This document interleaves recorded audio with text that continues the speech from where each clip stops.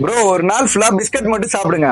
சாப்பிடலாமே, யாருக்கு என்னென்ன பிஸ்கட் பிடிக்குன்றத கமெண்ட்ல சொல்லிடுங்க. வாங்க வீடியோல போலாம். நானும் வழக்கம் போல காலையில நம்ம சூப்பர் மார்க்கெட்டுக்கு போயிட்டு என்னடா பிஸ்கட் எடுக்கலாம்னு சொல்லிட்டு பாத்துட்டே இருந்தா, அப்புறம் நான் எப்போதும் சாப்பிடுற டார்க் ஃபேண்டஸ்டி ஓரியோ பிஸ்கட்டையும் வாங்கிட்டு வீட்டுக்கு வந்துட்டேன். மார்னிங் பிரேக்ஃபாஸ்ட்டுக்கு இந்த 2 பிஸ்கட் தான். சோ வாங்க சாப்பிட ஆரம்பிக்கலாம். இங்க யாரெல்லாம் பிஸ்கட் லவர்ஸ் இருக்கீங்களோ மறக்காம ஒரு லைக் ஒரு சப்ஸ்கிரைப் பட்டா தட்டி விட்டுருங்க. இந்த டார்க் ஃபேண்டஸ்டி வாங்குறதே மோஸ்ட்லி இன்சைட்ல இருக்கிற கிரீமுக்கு தான், ஏன்னா அதோட டேஸ்ட் அல்டிமேட்டா இருக்கும். நெக்ஸ்ட் ஓரியோ பிஸ்கட் எடுத்து லபுன்னு சாப்பிட்டு மார்னிங் பிரேக்ஃபாஸ்ட் ஃபினிஷ் பண்ணிட்டேன். அப்புறம் 11 மணிக்கு ஒரு கடையில போயிட்டு kids favourite happy happy biscuit தான் வாங்கினா.